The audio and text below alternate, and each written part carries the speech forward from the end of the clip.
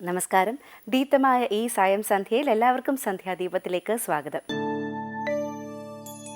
നാമം ജപായനം പുണ്യം നിരുപമദീപാങ്കുരം പോലെ സ്വരശ്രുതിലയവരമതുലം ദേവാങ്കണം മോക്ഷസംഗീതസാരം നീളും വഴിത്താരയിൽ ജീവതാരം മന്ത്രാലാപം മായാവിൻ പ്രസാദം.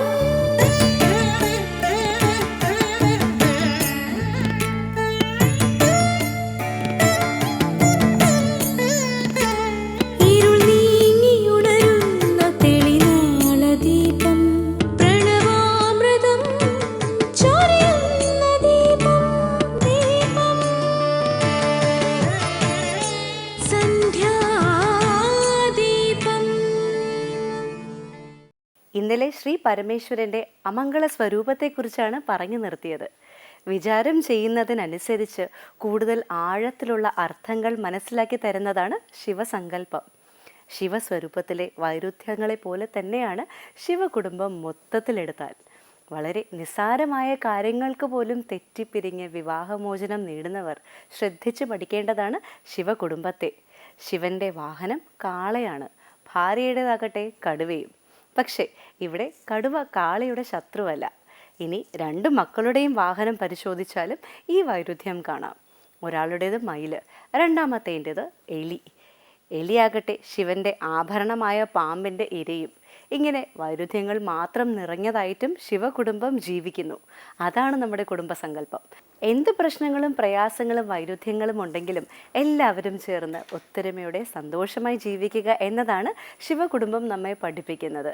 കുടുംബത്തിലുണ്ടാകുന്ന പൊട്ടലുകളെയും അപസ്വരങ്ങളെയും ഉപായം കൊണ്ട് അപ്പോൾ തന്നെ പരിഹരിച്ച് മുന്നോട്ട് പോകണമെന്ന സന്ദേശമാണ് ശിവകുടുംബം നമുക്ക് പകർന്നു നൽകുന്നത്. വിവാഹമോചനമല്ല നമ്മുടെ സങ്കല്പം. വൈരുദ്ധ്യങ്ങളെയെല്ലാം ഒറ്റ സങ്കല്പത്തിൽ നിർത്തുന്ന ശിവകുടുംബമാണ് ഭാരതീയ സങ്കല്പം. പ്രപഞ്ചം മുഴുവൻ അതിൻ്റെ വൈരുദ്ധ്യങ്ങളോടൊത്തു തന്നെ ഇരിക്കും. അവയിൽ ബന്ധിക്കപ്പെടാതെ സ്വരൂപചിത്തനായി ഇരിക്കണമെന്ന പരമസത്യവും ശിവകുടുംബ സങ്കല്പം നമ്മെ ഓർമ്മപ്പെടുത്തുന്നു. തുടർന്ന് കാവാലം ശ്രീകുമാർ സാറിൻ്റെ രാമായണ പാരായണം കേൾക്കാം.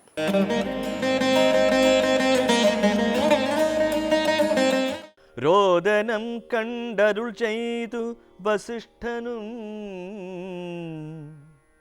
ഖേദം മതിമതി കേളിതു കേവലം വൃദ്ധൻ ദശരഥനായ രാജ്യാധിപൻ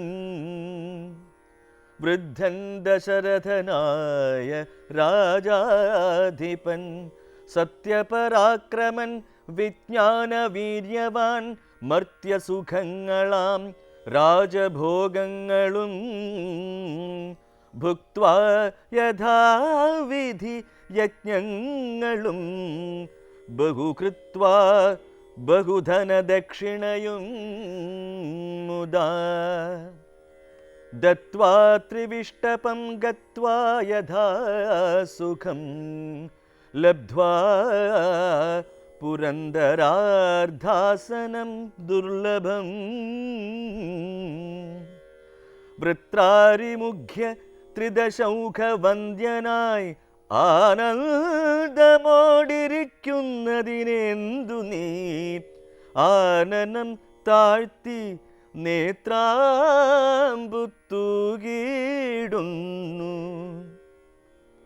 ശുദ്ധനാത്മാ ജന്മനാശാദിവർജിതൻ നിത്യൻ നിരുപമൻ അവ്യയൻ അദ്വയൻ സത്യസ്വരൂപൻ സകല ജഗന്മയൻ മൃത്യുജന്മാദിഹീനൻ ജഗൽക്കാരണൻ.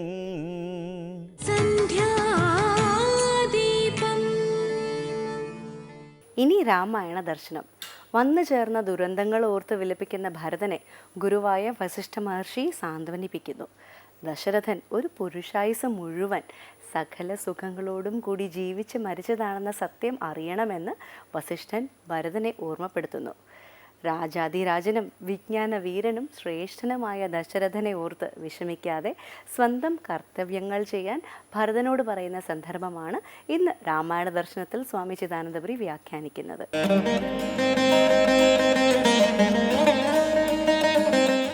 വിലപിക്കുന്ന ഭരതൻ, ആ ഭരതനെ ആശ്ലേഷിക്കുന്ന കൗസല്യാമാതാവ്, അന്തഃപുര സ്ത്രീകളുടെയും മറ്റും ശബ്ദം കേട്ട് എത്തിച്ചേർന്ന വസിഷ്ഠൻ, ഇവർ ചേർന്ന് നിൽക്കുന്ന സ്ഥിതിയാണ്.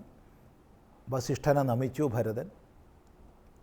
ആ സമയത്ത് വസിഷ്ഠൻ പറയുകയാണ്, ഖേദം മതി മതി കേളിതു കേവലം വൃദ്ധൻ ദശരഥനായ രാജാധിപൻ, സത്യപരാക്രമൻ വിജ്ഞാനവീര്യവാൻ, മർത്യസുഖങ്ങളാം രാജഭോഗങ്ങളും ഭുക്ത്വാ യഥാവിധി യജ്ഞങ്ങളും ബഹു കൃത്വാ ബഹുധനദക്ഷിണയും മുദാ ദത്വാ ത്രിവിഷ്ടപം ഗത്വാ യഥാസുഖം ലബ്ധ്വാ പുരന്തരാർദ്ധാസനം ദുർലഭം.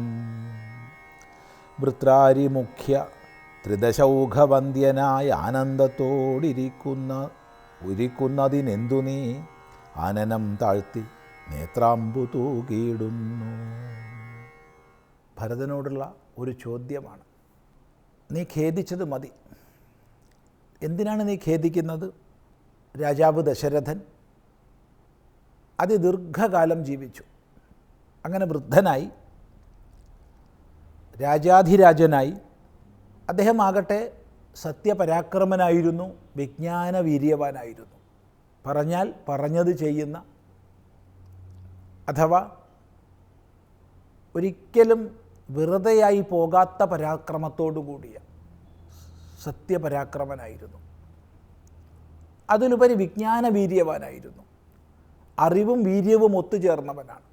അഥവാ വിജ്ഞാനമാകുന്ന വീര്യത്തോടൊത്തവനാണ്, അറിവാകുന്ന വീര്യത്തോടൊത്തവനാണ്. ഇങ്ങനെ എല്ലാ പ്രകാരത്തിലും എല്ലാ ശ്രേഷ്ഠ ഗുണങ്ങളും മഹിമകളും തികഞ്ഞ ആളായിരുന്നു ദശരഥൻ. ആ ദശരഥൻ ഭൗമമായിരിക്കുന്ന മർത്യസുഖങ്ങളെല്ലാം നേടി, എല്ലാ സുഖങ്ങളും നേടി. ഒരു രാജാവ്, ഒരു രാജാധിരാജൻ എന്തെല്ലാം ഭൗതിക സമ്പദ് ഐശ്വര്യങ്ങൾ നേടുമോ അത് മുഴുവൻ നേടി, രാജഭോഗങ്ങൾ അനുഭവിച്ചു.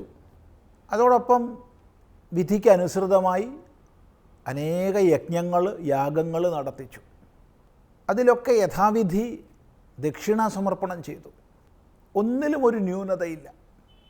ഒരു ന്യൂനതയില്ലാത്ത വിധം എല്ലാ സത്കർമ്മങ്ങളെയും ആചരിച്ചു. അങ്ങനെ ആ ചെയ്ത പുണ്യത്തിൻ്റെ ഫലമായിട്ട് ദേവലോകം പ്രാപിച്ചു.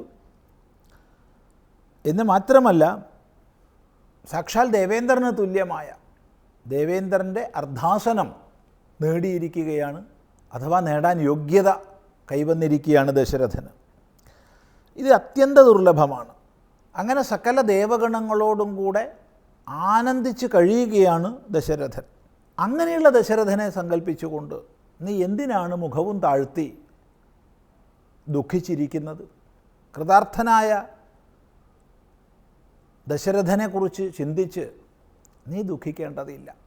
അത് നിനക്ക് യോഗ്യമല്ല. അതാണ് ഇങ്ങനെയുള്ളതായ ദശരഥനെക്കുറിച്ച് ചിന്തിച്ച് നീ ആനനം താഴ്ത്തി നേത്രാമ്പു എന്തിനാണ് തൂകിയിടുന്നത്? നേത്രാമ്പു കണ്ണുനീര്. എന്തിന് കണ്ണുനീർ വാർക്കണം? ശുദ്ധനാത്മാ ജന്മനാശാദിവർജിതൻ നിത്യൻ നിരുപമൻ അവ്യയൻ അദ്വയൻ സത്യസ്വരൂപൻ സകല ജഗന്മയൻ മൃത്യുജന്മാദിഹീനൻ ജഗത്കാരണൻ ദേഹമത്യർത്ഥം ജഡം ക്ഷണഭംഗുരം മോഹൈകകാരണം മുക്തിവിരോധകം ശുദ്ധിവിഹീനം പവിത്രമല്ലൊട്ടുമേ ചിത്തെ വിചാരിച്ചു കണ്ടാലൊരിക്കലും ദുഃഖിപ്പതിന് അവകാശമില്ലേതുമേ ദുഃഖേന കിം ഫലം മൃത്യുവശാത്മനാം. വാൽമീകി രാമായണത്തിൽ നിന്നുള്ള വലിയൊരു അന്തരമാണ്. വാൽമീകി രാമായണത്തിൽ ഈ ഭാഗം കൃതാർത്ഥനായ ദശരഥൻ ശ്രേഷ്ഠമായ രീതിയിൽ രാജ്യം ഭരിച്ചും യുക്തമായ രീതിയിൽ യജ്ഞങ്ങളെ നിർവഹിച്ചും പുണ്യം സമ്പാദിച്ചിരിക്കുന്നു, സ്വർഗതിയെ പ്രാപിച്ചിരിക്കുന്നു. ഇനി നീ നിൻ്റെ കർത്തവ്യം ചെയ്യൂ എന്ന് പറഞ്ഞ് ഭരതനെ കർത്തവ്യത്തിലേക്ക് പ്രേരിപ്പിക്കുക എന്നുള്ളതാണ് വസിഷ്ഠൻ ചെയ്യുന്നത്. അധ്യാത്മരാമായണത്തിലാവട്ടെ ലഭിച്ച സന്ദർഭമായതുകൊണ്ട് അവിടെ ഒരു തത്വോപദേശം ചേർത്തിരിക്കുകയാണ്. അത് വാൽമീകിയത്തിലില്ലാത്തതാണ്. അത് ആത്മാവിൻ്റെ നിത്യത്വവും ദേഹത്തിൻ്റെ ജഡസ്വഭാവവും വിചാരം ചെയ്താൽ പിന്നെ ദുഃഖിക്കാൻ അർഹതയില്ല. ആത്മസ്വരൂപത്തെ വിചാരം ചെയ്താൽ നാശരഹിതമാണ്, നിത്യമാണ്, അദ്വയമാണെന്നതുകൊണ്ട് അതിനെക്കുറിച്ച് ദുഃഖത്തിന് അവകാശമില്ല. ഇനി ദേഹത്തെ നിരൂപണം ചെയ്താലോ അത് നാശയുക്തമാണ്, അശുദ്ധമാണ്, ജനിച്ചാൽ മരണം സുനിശ്ചിതമാണ്. അപ്പോൾ ജനന മരണങ്ങളോട് കൂടിയതാണ്. അപ്പോൾ ജനന മരണങ്ങളോട് കൂടിയ ദേഹം മരിച്ചു എന്നുള്ളത് അവിടെ ദുഃഖത്തിന് യോഗ്യതയില്ല. മരിക്കേണ്ടത് മരിച്ചു. ആത്മസ്വരൂപം വിചാരം ചെയ്താൽ നിത്യമാണ്, നാശരഹിതമാണ്. അപ്പോൾ ദുഃഖം ഉണ്ടാവുന്നതുമല്ല. ഇങ്ങനെ തത്വവിചാരത്തിലേക്ക് ഭരതനെ ആനയിച്ചുകൊണ്ട് ഇപ്പോൾ ബാധിച്ചിരിക്കുന്ന ദുഃഖത്തെ ദൂരെ കളഞ്ഞ് ഈ സന്ദർഭത്തിൽ ചെയ്യേണ്ടുന്ന കർത്തവ്യം ചെയ്യാൻ വേണ്ടി വസിഷ്ഠ മഹർഷി പ്രേരിപ്പിക്കുന്നതായ ഭാഗമാണ് നാം ഇവിടെ ചിന്തിക്കുന്നത്. നമുക്കിത് വിചാരം ചെയ്യാം തുടർന്ന് അടുത്ത പ്രാവശ്യം. ആത്മാവിൻ്റെ നിത്യതയും ദേഹത്തിൻ്റെ ജഡസ്വഭാവവും വെളിപ്പെടുത്തുന്ന ഒരു സന്ദർഭമാണ് ഇന്നത്തെ രാമായണ ദർശനത്തിൽ വ്യക്തമാക്കപ്പെട്ടത്.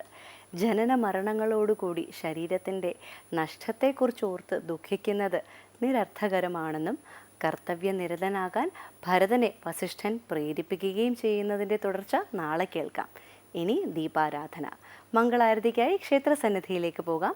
എല്ലാവർക്കും ഒരിക്കൽ കൂടി നമസ്കാരം.